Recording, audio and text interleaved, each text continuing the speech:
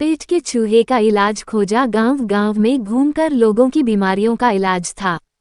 हुनरमंद तो वह था ही, उसकी बताई दवाएं इतनी सस्ती होती थी कि गरीब से गरीब आदमी भी उन्हें खरीद सकता था। यही नहीं, खोजा अक्सर दवाई का नाम या कोई ऐसी जड़ी बूटी खाने की सलाह देता था जो आसानी से कहीं भी किसी भी मुल्क में मिल सकती थी। कई बार खोजा मरीजों को बिना दवाई के ही ठीक कर देता था।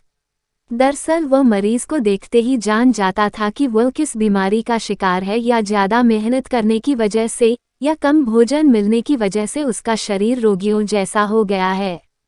ऐसे मरीजों को दवाई न देकर आराम करने या पूरी खुराक खाने की सलाह देता था, और जाहिर है कि मरीज बिना कोई दवाई खाए तंदुरुस्त हो जाते थे। खोजा की हकीमी से सस्ती सामग्री से बनी दवाइयों को महंगे दामों पर बेचने वाले कुछ रईस लोग बेहद नाराज थे। खोजा जब भी किसी गांव का चक्कर लगा जाता था, वहां उनकी दवाइयों की बिक्री न के बराबर रह जाती थी। वे सब लोग खोजा को ठिकाने लगाने की फिराक में रहा करते थे। उनकी दिली इच्छा थी कि खोजा की दवाई खाने से कोई बीमार अल्लाह को प्यारा हो जाए, ताकि वे इस बात का ढिंढोरा पीटकर खोजा को बदनाम कर सकें। यह उनका दुर्भाग्य ही था कि ऐसी नौबत कभी नहीं आई थी। खोजा की बताई दवाई खाकर भले चंगे तो बहुत होते देखे गए, लेकिन ऐसा कभी देखने में तो दूर सुनने में भी नहीं आया कि खोजा की दवाई खाने के बाद कोई अल्लाह को प्यारा हुआ हो। अलबत्ता लोग ज्यादा दिन तक अस्वस्थ भी नहीं रहते थे। आखिर एक रईस ने खुद खोजा को बदनाम करने की योजना बनाई।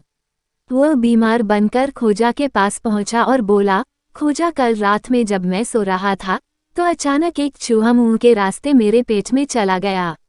इसका क्या इलाज है? खोजा ताड़ गया कि यह रईस बीमारी का इलाज जानने के लिए नहीं, उसे हैरान करने आया है।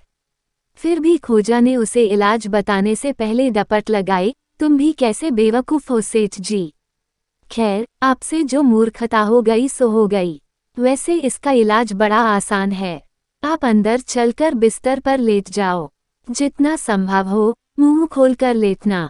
मैं अभी एक बिल्ली मंगवाता हूँ, वो जरूर तुम्हारे पेट के चूहे को खा जाएगी। मेरी समझ से तो आपकी बीमारी का दूसरा कोई इलाज नहीं है।